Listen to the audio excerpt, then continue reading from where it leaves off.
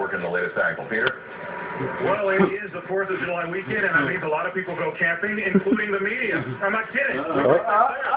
Hiccup just puts the vibe out. Lower Manhattan.